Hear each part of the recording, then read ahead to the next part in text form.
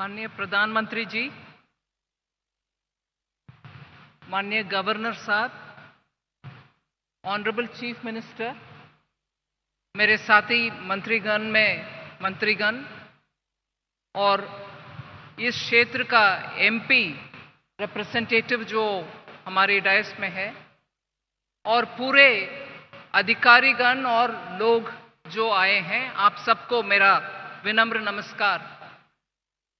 Because this is in Andhra Pradesh, I would like to speak a few words in Telugu. ఇది దేశంలోనే అతి ఉన్నతమైన ఒక మంచి ట్రైనింగ్ వ్యవస్థ.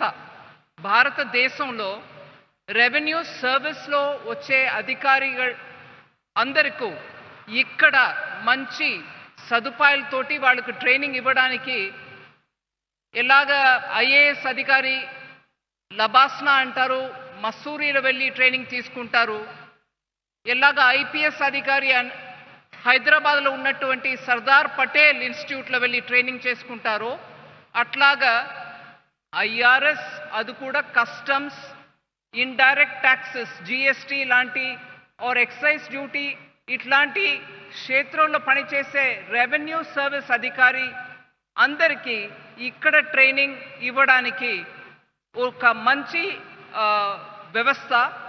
ఇది మోడర్న్ వ్యవస్థ. అందువల్ల వరల్డ్ కస్టమ్స్ ఆర్గనైజేషన్ కూడా దీనికి మంచి గుర్తింపు ఇచ్చి ఇక్కడ south east Asian countries and మనం చెప్పే సింగపూర్, థాయిలాండ్, కంబోడియా లాంటి ప్రదేశం నుంచి స్టేట్స్ నుంచి కూడా ఇక్కడ తీసుకొచ్చి వాళ్ళ ఆఫీసర్స్కి ట్రైనింగ్ ఇవ్వగలిగే ఆ స్థాయిలో ఉంది అని గుర్తింపు ఇచ్చారు మన ఈ పాలసముద్రం కేంద్రానికి. ఇది ఇవాళ మన పెద్ద సౌభాగ్యం అని నేను అనుకుంటాను. మాన్య ప్రధానమంత్రి గారు ఇవాళ ఇక్కడ వచ్చి మనకి ఈ ఇన్స్టిట్యూట్ని దేశానికి అర్పణ చేయడానికి వచ్చారు. వారు బాగా వ్యస్తత బిజీగా ఉన్నటువంటి ఈ టైంలో మనకి టైం ఇచ్చారనే దానికి నేను ఫినాన్స్ మినిస్ట్రీ తరపు నుంచి వారికి నా కృతజ్ఞతలు చెప్పి నా మాటని ముగించేస్తాను.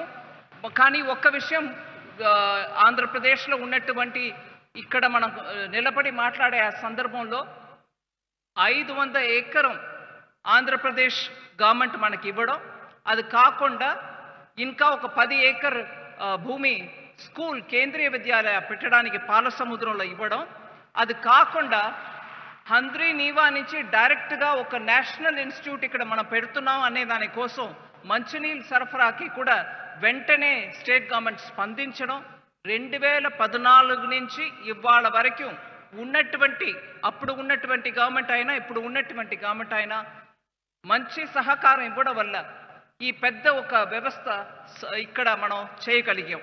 అందువల్ల ఆంధ్రప్రదేశ్ సర్కార్ 2014 నుంచి ఇవాళ వరకు ఉన్నటువంటి గవర్నమెంట్కి నేను నా కృతజ్ఞతని చెప్పించి నా మాటను ముగించేస్తాను. ధన్యవాదాలు.